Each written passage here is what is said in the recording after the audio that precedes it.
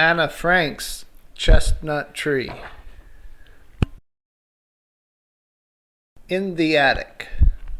It was February 23rd, 1944, in the city of Amsterdam, in an attic at the top of a tall, narrow building. A girl sat on the dusty floor. Through the window she could see blue sky. She could see the bare branches of a chestnut tree.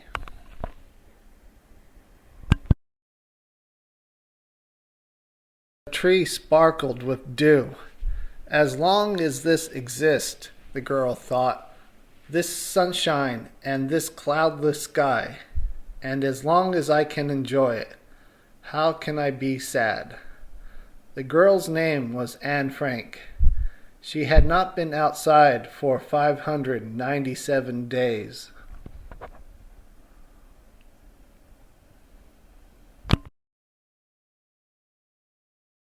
The Secret Annex.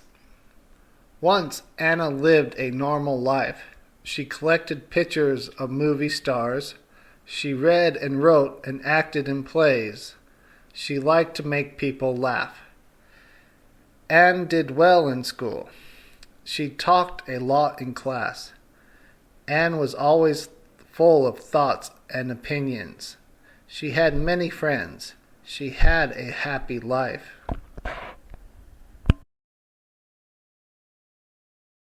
But on May 10th, 1940, Anne's world changed.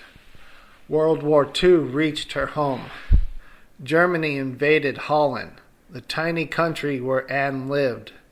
The Nazi Party, led by Adolf Hitler, ruled Germany.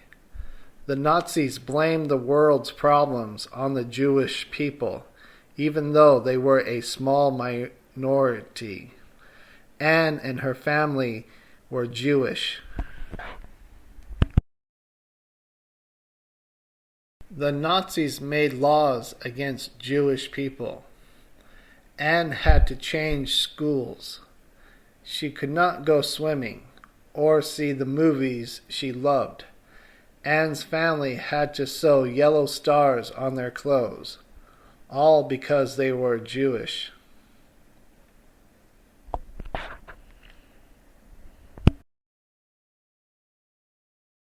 In July 1942, a letter came for Anne's older sister, Margaret. The Nazis wanted to send her to a concentration camp. Anne's parents knew that when Jews were sent away, they were never heard from again. They had a plan.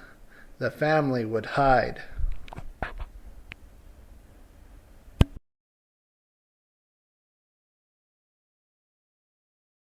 Anne packed her school bag. First she packed the diary she had gotten for her 13th birthday. She stuffed in books, hair curlers, and letters. Later she wrote, I stuck the craziest things in my bag, but I'm not sorry. Memories mean more to me than dresses.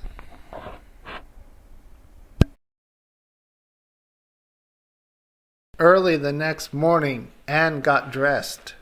She put on layers of clothing, even though it was summer. She did not get to say goodbye to anyone but her cat. The family left the breakfast dishes on the table. Then they rushed away.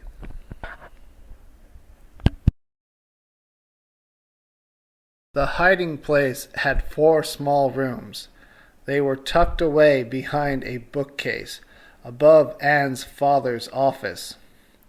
From a window in her new room, Anne could see a chestnut tree, but then the windows had to be covered. If anyone saw Anne's family, they might be arrested.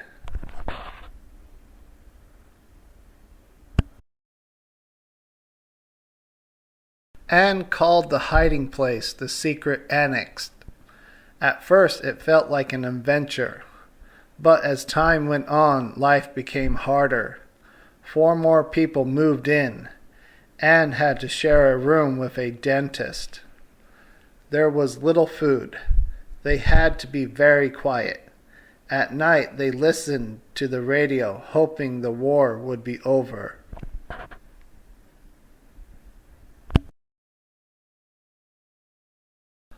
Only a few people knew where Anne's family was. These helpers brought food, clothes, and other supplies. If they were caught, they would be arrested. But the helpers never complained.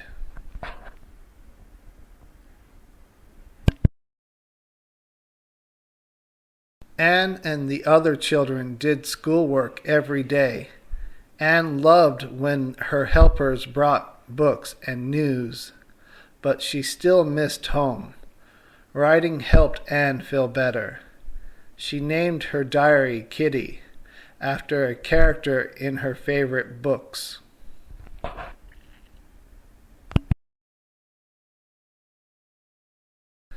Anne told Kitty her fears for her friends outside.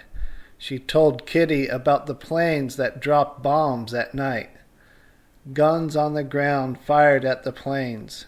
The Secret Annex shook. Anne climbed into bed with her parents, but she was still afraid.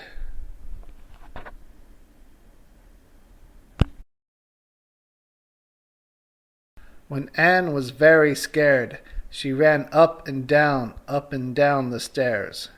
She told Kitty she felt like a bird trapped in a cage. "Let me out. Where's the fresh air and laughter?" she wrote.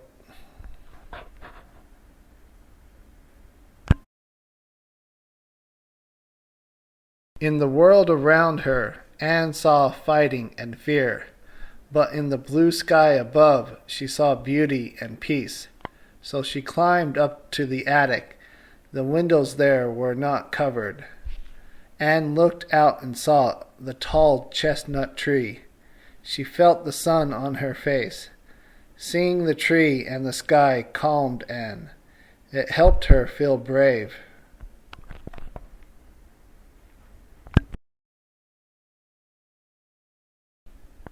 Anne stayed up late to glimpse the moon from a window. She noticed the passing seasons by watching the chestnut tree grow buds and leaves.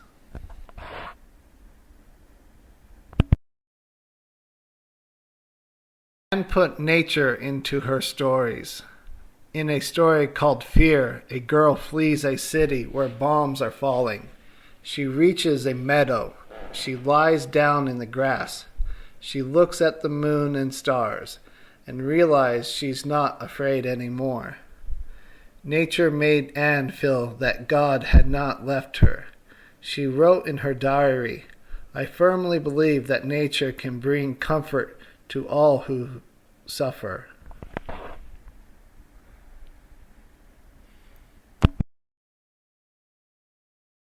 Anne's chestnut tree. Anne did not survive the war, but her diary did. After the Franks were taken away, helpers crept back to the annex. A helper named Mepgis hid the pages in her desk. She saved Anne's writing. Millions of people have read Anne's words. Anne wrote, "I want to go on living even after my death." She has.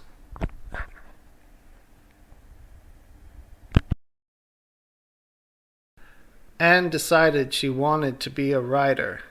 Maybe her words would mean something to other people. She worked for weeks editing her diary. She was almost done. But on August 4th, 1944, the police found the secret annex. The Nazis sent Anne's family and 2 of their helpers to concentration camps.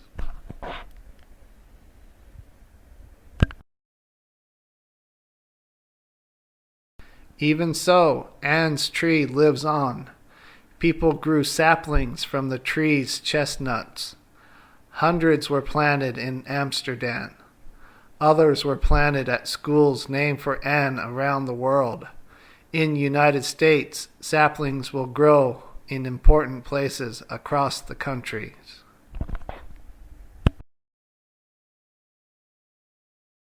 Like the saplings from her chestnut tree, Anne Frank's words have been planted around the world.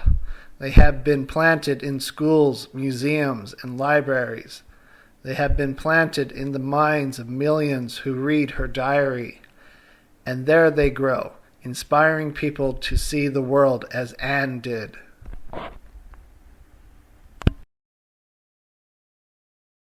When I look up at the sky, I somehow feel that everything will change for the better, that this cruelty too will end, that peace and tranquility will return once more.